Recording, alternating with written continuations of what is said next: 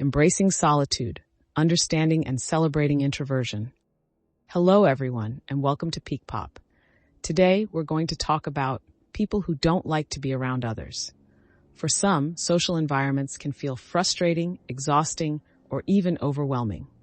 If you've ever felt this way, or if you know someone who does, this video is for you. Let's explore why this happens, why it's perfectly okay, and how embracing your true self can lead to a more fulfilling life. First, let's acknowledge that not everyone thrives in social settings. For some, being around others, whether in large groups or even small gatherings, can feel draining. This isn't because they dislike people or because there's something wrong with them. It's simply because their brains are wired differently. These individuals are often introverts. Introversion is a personality trait, not a flaw. Introverts gain energy from solitude and tend to feel depleted after prolonged social interaction. This is in contrast to extroverts who thrive on social interaction and feel energized by being around others. Neither is better or worse. They're just different ways of experiencing the world. If you're someone who prefers solitude or finds socializing tiring, let me say this clearly. There is nothing wrong with you. Society often glorifies extroversion, being outgoing, talkative, and socially active, but that doesn't mean introversion is a weakness. In fact, introverts bring unique strengths to the table: deep thinking, creativity, empathy, and the ability to focus intensely on tasks. These qualities are just as valuable as the ability to light up a room. It's important to recognize that your preference for solitude isn't a failure to fit in or a sign of social inadequacy. It's simply who you are. And that's okay. You don't need to force yourself to be someone you're not, just to meet societal expectations. One of the challenges introverts face is the pressure to conform to social norms. In an effort to fit in, many introverts find themselves pretending to be more outgoing or sociable than they naturally are.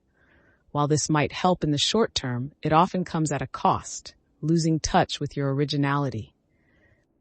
When you're constantly trying to be someone you're not, you risk stripping away the very qualities that make you unique.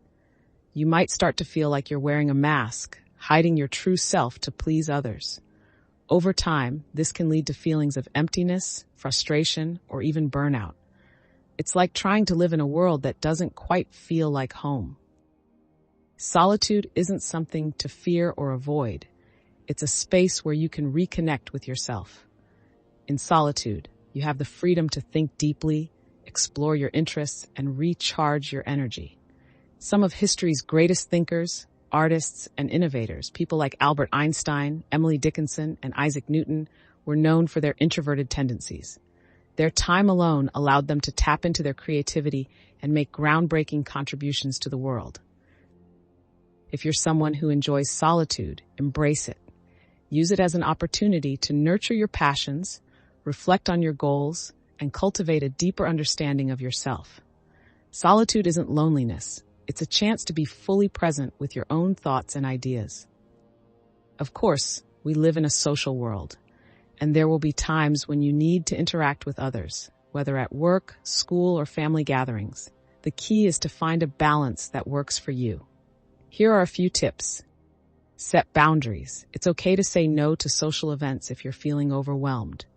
Prioritize your mental health and energy. Find your tribe. Seek out people who understand and respect your need for solitude. Quality matters more than quantity when it comes to relationships. Recharge after socializing. If you've had a busy day of social interaction, give yourself time to unwind and recharge in a quiet space. Be authentic. Don't feel pressured to act like an extrovert. Embrace your natural tendencies and let your true self shine. In a world that often values extroversion, it's important to remember that introversion is not a flaw. It's a gift. Your preference for solitude, your deep thinking, and your ability to focus are all strengths that deserve to be celebrated. You don't need to change who you are to fit into a mold that wasn't made for you. So, if you're someone who doesn't like to be around others all the time, know that you're not alone. There's a whole community of introverts out there who understand exactly how you feel.